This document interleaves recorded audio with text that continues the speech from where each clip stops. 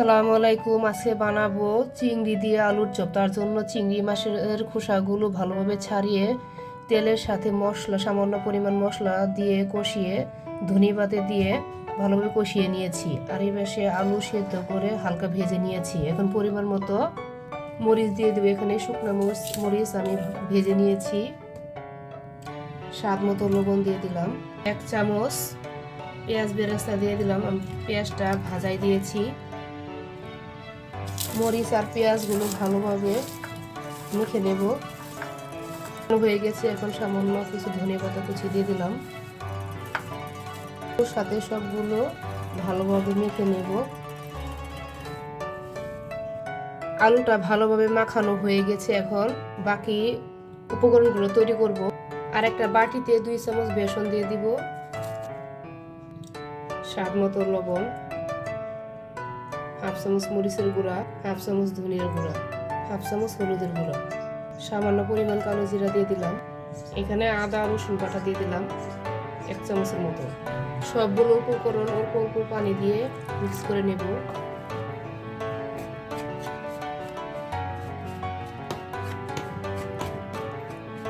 অল্প অল্প করে পানি দিয়ে ব্যাটারটা ভালোভাবে তৈরি করব।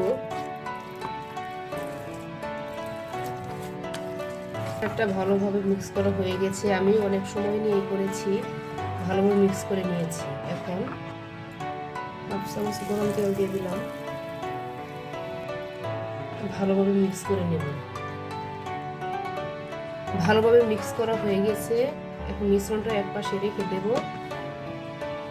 এখন আলুর চপগুলো বানিয়ে নেব। হাতে সামান্য পরিমাণ তেল মাখিয়ে নিলাম।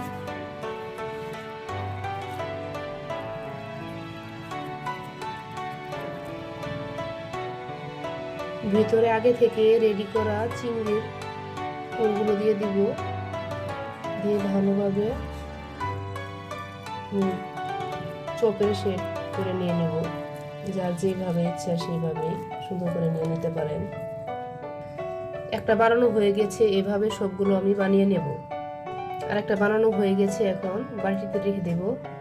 সবগুলো চপ আমার বানানো হয়ে গেছে। এখন রান্নার জন্য চুলায় একটি কড়াই বসিয়ে পরিমাণ মতন তেল দিয়েছি গরম হওয়ার জন্য।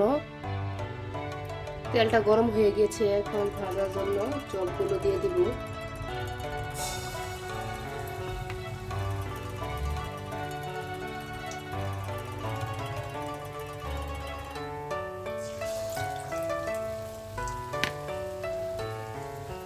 লাল করে ভেজে নেব।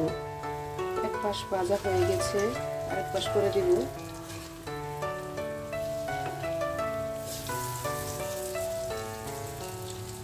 সময় নিয়ে ভেজে নেব। চপগুলো ভাজা হয়ে গেছে। এখন উঠিয়ে নেব। বাকিগুলো ভেজে নেব। বাকিগুলো ভাজা হয়ে গেছে। এখন সবগুলো আমি একটা বাটিতে নামিয়ে নেব। হয়ে গেল আমার মজাদার চিংড়ির পুরে ভরা আলুর চপ। আমি সবসময় এভাবেই চিংড়ির দিয়ে আলুর চপ বানিয়ে থাকি। যেহেতু আমি চিংড়ি অনেক পছন্দ করি, সেজন্য চিংড়ির পুর দিয়েই সবসময় আলুর চপ বানাই।